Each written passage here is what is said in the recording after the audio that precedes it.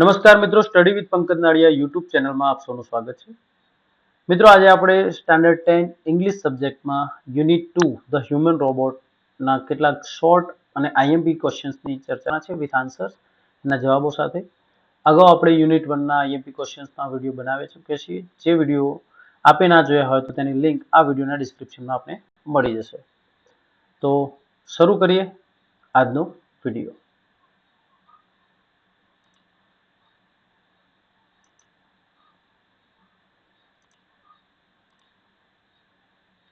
Standard 10 English unit 2 the human રોબોટમાંથી કેટલાક exam માટે આઈએમપી ગણી શકાય તેવા પ્રશ્નોની વાત કરવાના છે આપણે. ક્વેશ્ચન 1 છે, હુ ઇઝ રામસિંગ 070? તો એનો આન્સર છે Ram Singh 070 is a metallic blue robot. He is very intelligent and can perform many tasks like housekeeping, gardening, shopping and handling mail. Second question, what task could Ramsing 070 perform efficiently? Answer is, he could manage household work, cook food, do shopping, take care of the garden, send mail, show TV programs and even select news for his master. તો આ બધા કામ રામસિંગ 070 કરી શકે છે. ત્રીજો question, third question, what were the three inbuilt principles of Ramsing 070? એના inbuilt principal શું હતા? તો આન્સર ઇઝ 1 यानी कि first, a robot must obey his master's orders. Second, a robot must not harm human beings. And the third one is, a robot must not harm himself. તો આ ત્રણ એના inbuilt principal હતા. Question 4, how was Ramsing 070 efficient at shopping? તો એનો જવાબ છે, he could pick up the best fruits, vegetables and groceries very quickly and with great accuracy. He never made mistakes. Question 5, from where were the valuables stolen? ક્યાંથી કિંમતી વસ્તુઓ ચોરાતી હતી? તો એનો આન્સર છે, the valuables like jewelry and gems were stolen from famous shops such as Gopal Jewellers and Jhaveri Brothers. Question 6 છે, why was Ramsing 070 brought to the court?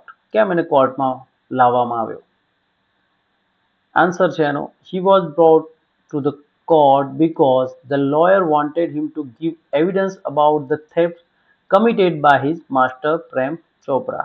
તો જે લોયર હતા એ પુરાવા માંગતા હતા અથવા તો પુરાવા બતાવવા માંગતા હતા જેની ચોરી થઈ હતી એના જે રામસિંગ 070 ના માસ્ટર પ્રેમ ચોપરા દ્વારા કરવામાં આવી હતી. ક્વેશ્ચન 7, સાતમો પ્રશ્ન, what did the robot say in the court before he was diffused? એને ડિફ્યુઝ થયો એ પહેલા એને શું કહ્યું? આન્સર છે, in the court he said robots do not disobey their masters and robots do not harm human beings. After that he collapsed and was diffused.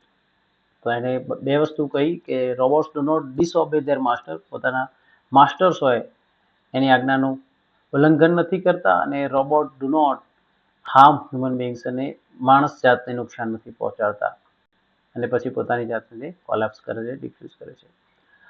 Question 8, what was the internal conflict of Ramsing 070? એના આંતરિક સંઘર્ષ શું હતો એમ?